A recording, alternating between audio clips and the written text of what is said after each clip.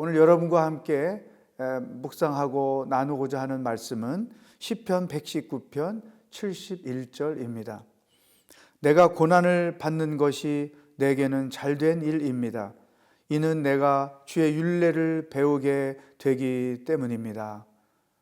오늘 저는 시편 기자가 고백한 이 고난이 우리에게 어떤 유익을 주었는지, 또 영적으로 우리는 이러한 고난의 위기 속에서 어떤 생각을 가져야 하는지 여러분과 함께 몇 가지로 나누고자 합니다.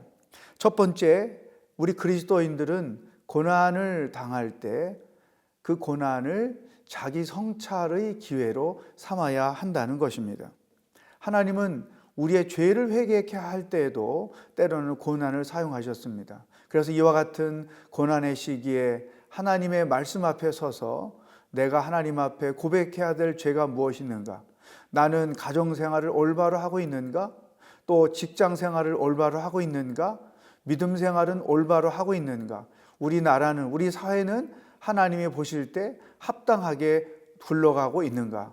이러한 자기 자신을 들여다보는 거울로 삼아야 한다는 것입니다. 두 번째, 크리스찬들은 고난을 당할 때 하나님과 더 친밀한 기회로 삼아야 한다는 것입니다. 예수님도 마가복음 1장 35절에 보면 매우 이른 새벽 아직 어둑어둑할 때 예수께서 일어나 외딴 곳으로 가셔서 기도하셨습니다. 주님은 바쁘게 사셨습니다. 그렇지만 아버지와의 친밀한 교제를 갖는 것이 그분의 삶의 우선순위였습니다. 바쁜 생활은 하나님께로 가까이 가는 기회를 많이 빼앗아 갔습니다. 하나님과 친밀한 관계에 머물지 못하게 방해를 했습니다. 그런데 코로나 바이러스로 인하여 우리의 삶이 단순화됨으로 인해서 오히려 우리 신앙인들은 하나님께로 더 가까이 나아가는, 그래서 하나님과의 친밀감을 회복하는 그와 같은 기회로 삼아야 될 것입니다. 세 번째, 우리 크리스찬들은 이 고난을 통해서 믿음이 더 견고해지는 기회를 삼아야 합니다. 하나님과의 친밀감은 우리로 하여금 더 깊은 믿음의 단계로 들어가게 합니다.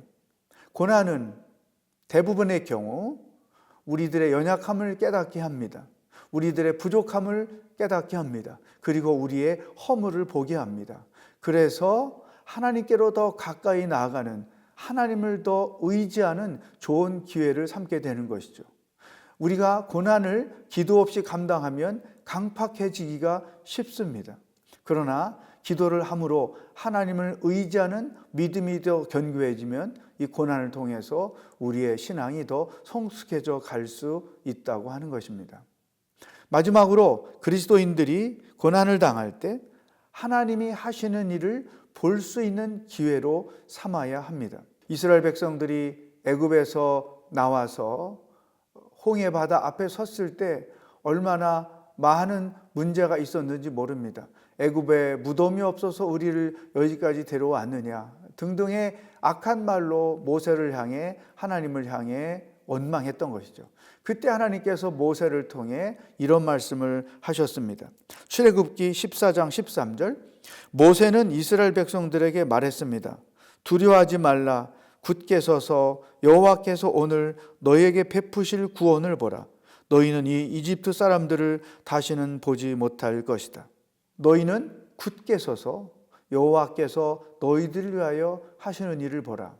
놀라운 메시지를 이 시대에 우리들에게 주신 것입니다. 그동안에 우리의 관심은 하나님보다 코로나에 더 많았습니다. 하나님이 어떻게 무슨 일을 행하시는가 보다 몇 명이 확진자됐고 몇 명이 죽었냐라는 사실에 더 큰 관심을 가졌던 것이 사실입니다. 물론 그런 관심도 가져야 우리가 더 주의할 수 있을 것입니다. 그러나 우리는 더 큰 눈을 가지고 한국뿐 아니라 온 세계 속에서 하나님의 하시는 일들이 무엇인가를 볼 수 있는 눈을 가져야 한다는 것이죠. 이것은 개인의 삶에도 똑같이 적용되는 것입니다. 믿음을 가지고 하나님이 내가 당한 이 고난 속에서 어떤 일을 하실지를 기대하며 바라보는 것이죠. 만약에 믿음이 없으면 하나님이 하실 일이 눈에 들어오는 것이 아니라 고난이 눈에 들어와 내 상황과 형편은 더 힘들고 어려울 수밖에 없다는 것이죠. 환경의 지배를 받을 수밖에 없게 되는 것이죠. 사랑하는 여러분, 이 고난의 시기에 우리들은 하나님이 우리가 기대하지 못했던 어떤 일을 행하시는지 바라보며 그분의 구원을, 그분의 역사를 체험할 수 있는 좋은 기회를 삼았으면 좋겠습니다. 사랑과 긍휼이 풍성하신 하나님, 모든 권세와 능력과 주권이 오직 하나님께만 있음을 선포합니다. 저희가 여기까지 살아온 것은 하나님의 은혜였음을 고백합니다. 그러나 하나님을 경외하지 못하고 바벨탑을 쌓아온 저희들의 죄를 회개합니다. 교회가 교회답지 못했고 성도가 성도답지 못했음을 용서하여 주시옵소서. 대한민국을 위하여 기도합니다. 정의와 공의가 살아있는 나라가 되기를 원합니다. 위정자들이 당리당략을 따라 일하는 자들이 아니라 나라와 민족을 사랑하는 마음으로 일하는 자들이 되게 하여 주시옵소서. 북한 땅을 위하여 기도합니다. 3대 세습으로 이어진 독재 정권이 무너지게 하여 주시옵시고 그 땅의 교회와 신앙이 회복되는 날이 속히 오도록 도와주시옵소서. 코로나19 바이러스를 위하여 기도합니다.